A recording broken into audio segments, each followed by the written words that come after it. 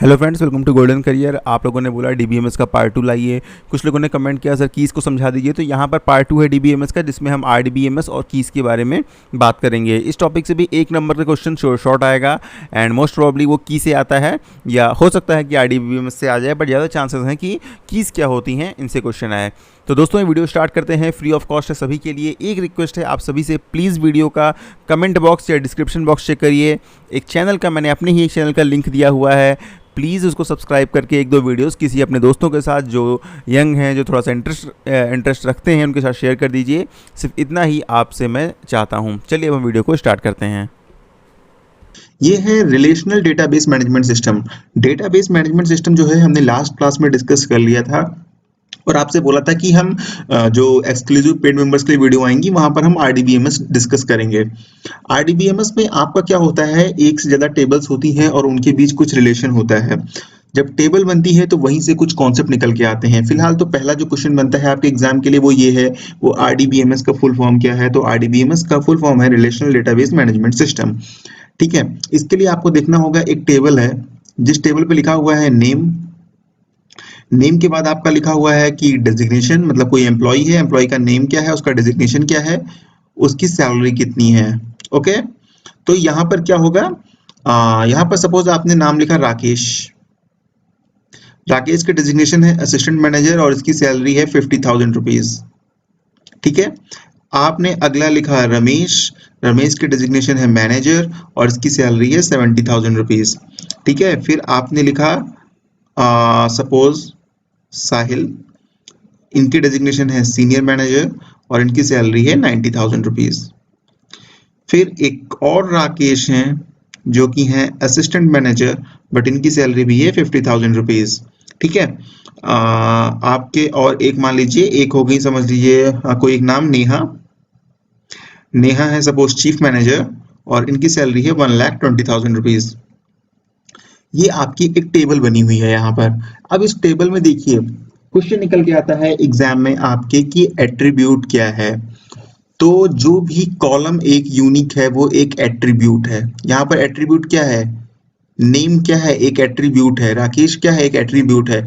मतलब एक टेबल का जो एक इंडिविजुअल कॉलम होता है उसे हम डेटाबेस की भाषा में बोलते हैं एट्रीब्यूट। ठीक है, तो पहला क्वेश्चन क्या निकल के आता है, एट्रीब्यूट क्या है। दूसरा यहाँ पर देखिए इसका क्या है, यह है एट्रीब्यूट।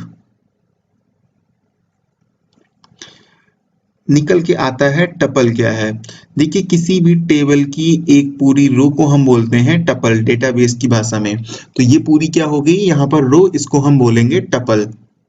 देखिए यहाँ पर कितने रिकॉर्ड है, 1 2 3 4 5, मतलब इस जो टेबल है इसमें हमारे 5 टपल्स हैं। और अगर हम देखा जाए कि इसमें, तो यहाँ पर देखिए 1 2 3 और यहाँ पर कितनी रो हो गई है, 1 2 3 4 5 और प्लस ऊपर जो उसका हेडिंग है नेम डेजिग्नेशन सैलरी।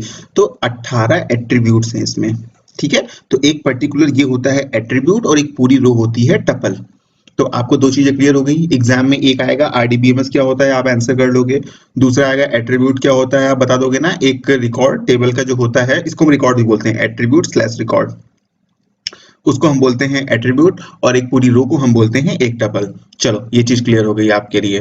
ये चीज तो क्लियर होना ठीक है, बट रुकिए अभी अभी इसमें बहुत ही इंपॉर्टेंट चीज है जो आपके एग्जाम में आती है। वो क्या है, वो है की। अब एक बात बताओ, अगर ये पूछा जाए सपोज एक राकेश ये हैं, एक राकेश ये हैं। ठीक है, आप कंप्यूटर से बोलो भाई राकेश जो है वो 50,000 रुपए सैलरी है, तो उनको आप आइडेंटिफाई करो। तो आप क्या करोगे, 2 रिकॉर्ड आइडेंटिफाई करोगे, भाई ये भी राकेश है, ये भी असिस्टेंट मैनेजर है, इनकी भी सैलरी 50,000 है।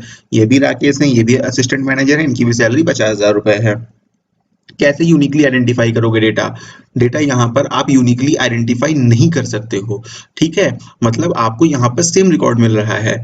तो अब इस यहीं पर कॉन्सेप्ट आ जाता है की का। ठीक है, डेटा कंप्यूटर में ये सब यूज होता है की का। अभी सपोज यहाँ पर एक चीज यूज हो जाए, एम्प्लॉय आईडी। ठीक, एम्प्लॉय आईडी यूज हो गई। एम्प्लॉय आईडी यूज, सपोज इसकी आईडी है E01, इसकी है E02, इसकी है E03, इसकी है E04, इसकी है E05। अब आप रिकॉर्ड को यूनिकली आइडेंटिफाई कर सकते हो, मतलब यूनिक। भाई एम्प्लॉय आईडी 04 वाले जो राकेश हैं उनकी सैलरी कितनी है? उनकी सैलरी 50,000 रुपए है। आपने बता दिया ना। तो किसी भी टेबल की, किसी भी डेटाबेस, अच्छा टेबल की बात होती है यहाँ पर, डेटाबेस छोड़िए अभी। किसी भी टेबल की वो फील्ड, ठीक है, वो एट्रीब्यूट, किसी भी टेबल का वो एट्रीब्यूट जिससे हम किसी भी रिकॉर्ड को यूनिकली आइडेंटिफाई कर सकते हैं, तो उसको हम बोलते हैं प्राइमरी की। तो आपको पता चल गया, ये एग्जाम में अक्सर आता है आपके कि प्राइमरी की क्या होती है। तो आप प्राइमरी की, आप ऑप्शन देखोगे उसमें लिखा होगा हाँ to uniquely identify the data, ठीक है, तो आप उसको फटाक से टिक कर दोगे, आपके 1 नंबर पूरे हो गए। प्राइमरी की क्या होती है? प्राइमरी की किसी भी टेबल की वो की होती है जिसकी हेल्प से हम किसी भी रिकॉर्ड को यूनिकली आइडेंटिफाई कर सकते हैं। यहाँ पर है एम्प्लॉय आईडी। दो ही की का कॉन्सेप्ट है, एक प्राइमरी की, एक फॉरेन की, जो आपके एग्जाम में आती है। यहाँ मैं आपको कंप्यूटर्स पढ़ाने नहीं जा रहा हूँ, डिटेल में बिल्कुल नहीं जा रहा हूँ, मैं सिर्फ उतना पढ़ाऊंगा जितना कम्पिटेटिव एग्जाम्स के लिए जरूरी है। तो अब आप कहोगे सर चलो प्राइमरी की तो हो गई, बट पिछली बार के ही एग्जाम में आया था कि फॉरेन की क्या होती है। चलो भाई एक और चीज आ गई फॉरेन की, कोई बात नहीं। अब देखो एक टेबल और है, ठीक है, जहां पर आपका क्या दिया हुआ है, एक टेबल बनाते हैं, serial number, employee ID, city, ठीक है, एंड डेट ऑफ रिटायरमेंट। ठीक है, यहाँ पे सीरियल नंबर हो गया 1 2 3 4 5, अगेन एम्प्लॉय आईडी हो गई E01, E02, E03, E04 and E05।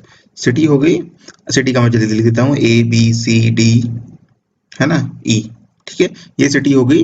Date of retirement छोड़ो, इतनी टेबल है, मानो आपको सिर्फ कॉन्सेप्ट समझाना है। तो प्राइमरी की तो आपको पता चल गई कि यूनिकली आइडेंटिफाई करने के लिए है। अब ये हुई फॉरेन की। क्यों? फॉरेन की का कॉन्सेप्ट ये होता है कि आपके टेबल की वो की, मतलब किसी एक टेबल में वो की, जैसे यहाँ पे एम्प्लॉय आईडी है, जो किसी और टेबल में जिसका आप रेफरेंस दे रहे हैं वहां पर वो है प्राइमरी की। तो एम्प्लॉय आईडी देखो, यहाँ पर प्राइमरी की क्या होगी? सीरियल नंबर, क्योंकि सीरियल नंबर भी यूनिक ही होगा, ठीक है। और यहाँ पर एम्प्लॉय आईडी, मतलब अभी जैसे हमें पूछा जाए कि भाई ये बताओ कि E01 एम्प्लॉय आईडी वाले राकेश का एड्रेस क्या है, तो यहाँ पर आपको दोनों टेबल की जरूरत पड़ेगी। इसी को हम बोलते हैं RDBMS, relational database management system, मतलब टेबल के बीच रिलेशन है और हम इसको मैनेज कर रहे हैं यहाँ पर। तो रिलेशन तो इस्टेब्लिश हो गया, लेकिन जो आपकी दूसरे टेबल में एक आईडी है, मतलब जो एम्प्लॉय आईडी है, वो किसी अन्य टेबल में, मतलब जो पहले वाली टेबल में प्राइमरी की है, तो उसको हम बोलते हैं दूसरी टेबल के लिए फॉरेन की। यहाँ पर प्राइमरी की ये हो गई और ये हो गई फॉरेन की, ठीक है। तो अब आपको समझ में आ गया, समझ में आपको ये आ जाना चाहिए कि प्राइमरी की क्या होती है। प्राइमरी की वो होती है, इस वीडियो से देखिए फटाफट बताता हूँ आपको, जो एग्जाम में क्वेश्चन आएंगे 1 मिनट के अंदर। प्राइमरी की क्या है? प्राइमरी की किसी टेबल की वो की है जिसके माध्यम से हम क्या करते हैं, किसी भी रिकॉर्ड को यूनिकली आइडेंटिफाई करते हैं। फॉरेन की क्या है? फॉरेन की वो की है जो किसी और टेबल में एज ए प्राइमरी की काम कर रही है, जैसे यहाँ पर एम्प्लॉय आईडी। दोनों चीजें समझ में आ गई आपको। अब हम बात कर लेते हैं फटाफट रिवीजन में कि टपल क्या है। एक रो को हम बोलते हैं टपल, एट्रीब्यूट क्या है, एक पर्टिकुलर कॉलम को हम बोलते हैं आपको कि ये जहां पर क्या है, एट्रीब्यूट है। एट्रीब्यूट जो है आपको समझ में आ गया, रिलेशन समझ में आ गया, प्राइमरी की समझ में आ गई, फॉरेन की समझ में आ गई। इससे ज्यादा बस आपके एग्जाम में इस टॉपिक से कुछ नहीं आने वाला है। सारा आपका यहाँ पे रिवाइज हो गया, तो आई थिंक यहाँ पे आपको और कुछ भी इतनी दिक्कत नहीं होने वाली है।